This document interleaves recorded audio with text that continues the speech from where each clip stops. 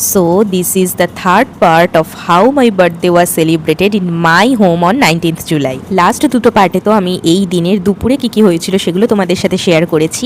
দুপুরে খাওয়া দাওয়ার পরেই রূপন বেরিয়ে গিয়েছিল আমার জন্মদিনের বিকেলে আমি যে কেকটা কেটেছিলাম সেটা আনতে। কিন্তু যতই হোক ভালোবাসার মানুষের জন্মদিন বলে কথা, একটু স্পেশাল করে ডেকোরেশন না করলে কিভাবে হয়। দেখলাম ও শুধু কেকই নিয়ে আসেনি, সাথে নিজের পছন্দ মতো বেলুনস, তারপরে আরও কিছু ডেকোরেশনের আইটেম নিয়ে এসছে। আর নিজের এফর্টে পুরোটা খুব সুন্দর করে ডেকোরেশন করেছিল যেখানে আমি কেক কেটেছিলাম সেই জায়গাটা। আর এই দেখো, এইটা হচ্ছে সেই কেকটা।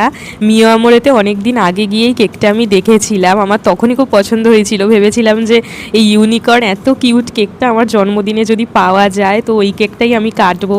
আর সেদিনকে ওকে আমি আবদার করেছিলাম যে তুই যখন আমার কেক আনতে যাবি তুই দেখবি যে এই ইউনিকর্ন কেকটা যেন তুই পাস। ও কিন্তু খুঁজে খুঁজে সেই ইউনিকর্ন কেকটাই এনেছে। আর মজার ব্যাপার হলো সেদিন মিয়ামোরে থেকে ওকে বলেছে যে এই কেকটার লাস্ট পিস হচ্ছে এটা, এই কেকটা আর তৈরি হচ্ছে না কারণ কেকটার এতটা ডিমান্ড বেড়ে গেছে, সেই জন্য এই কেকটাই লাস্ট পিস।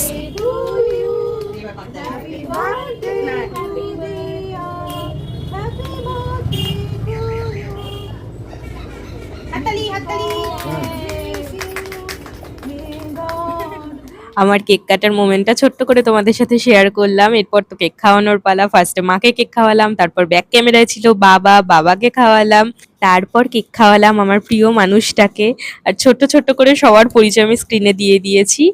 তারপর আমি কেক খাইয়েছি কাকিমাকে, মানে আমার ভালোবাসার মানুষটার মা আমার কাকিমা। তারপর কেক খাইয়েছি দাদাকে আর দিদি ভাইকে, যাদের কথা আমি ফার্স্ট পার্টে তোমাদেরকে বলছিলাম যে দাদা দিদি ভাই হলো রূপনের মাসির ছেলে আর তার ওয়াইফ। বাট তারা কিন্তু আমাকে কোনোদিন বুঝতেই দেয় না যে আমি তাদের ফ্যামিলির বাইরে থেকে আসা কেউ। মানে দাদা দিদি ভাই লিটারালি আমাকে নিজেদের বোনের মতো ট্রিট করে। বোনের মতো বলাটাও ভুল হবে, আমি দাদা দিদি ভাইয়ের নিজের বোন। আমার হেন কোনো সিক্রেট নেই, এমন কোনো দুঃখ নেই, এমন কোনো আনন্দ নেই যেগুলো দাদা দিদি ভাই জানে না, ওরা সব জানে।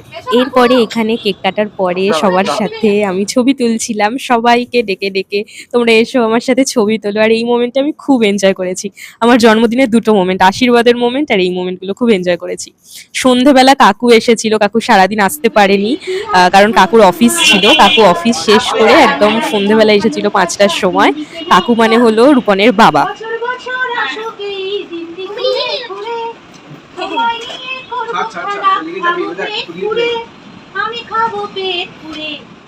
এটা হলো মামুনি, মানে আমার নিজের মাসি। মামুনি আমার জন্য একটা গান গাইছিল, সেই জন্য সেটাও তোমাদের সাথে শেয়ার করে দিলাম। সেদিন স্পেশাল ডিনারে ছিল ফ্রাইড রাইস আর চিকেন কষা। তাড়াহুড়োর মধ্যে একদম ভুলে গেছিলাম ওটা ভিডিও করতে, তাই এমনি এখানে বলে দিলাম।